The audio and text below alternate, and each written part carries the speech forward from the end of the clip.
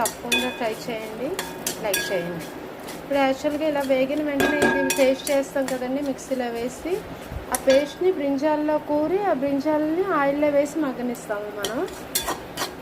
ఇప్పుడు మనకి చిన్న బ్రింజాలు మనకి దొరకలేదు కనుక నేను పీసెస్ వేసానండి. అందుకని పీసెస్ ముందు వేగనిచ్చి ఇప్పుడు ఎలాగ ఇది వేగిపోయిన ముద్ద కనుక అందులో వేసి వేయించి తీసేస్తాం. స్టఫ్ చేసింది అయితే కొంచెం లైట్గా మగ్గాలి కదా, అందుకని ముందే స్టఫ్ చేసేసి తర్వాత మగ్గనిస్తాం అన్నమాట. ఇప్పుడు అది ఫ్రై అయిపోతున్నాయి కదండి ఆల్రెడీ బ్రింజాల్ ముక్కలు. ఇప్పుడు ఇది మనం మిక్సీ వేసేసుకుని డైరెక్ట్ ఈ పేస్ట్ని అందులో వేసేస్తే సరిపోతుందండి. ఇప్పుడు వేసి చూపిస్తాను ఒక నిమిషం. ఈసారి చిన్న బ్రింజాలు దొరికితే తప్పకుండా స్టఫ్ కర్రీ కూడా చేసి పెడతామండి. బట్ మీది ఎంకరేజ్మెంట్ కావాలి మాకు. మీరు ఎంకరేజ్ చేస్తుంటే మేము ఎక్కువ హెల్ప్ చేయడానికి కుదురుతుంది. వెజిటేబుల్స్ కూడా ఎక్కువ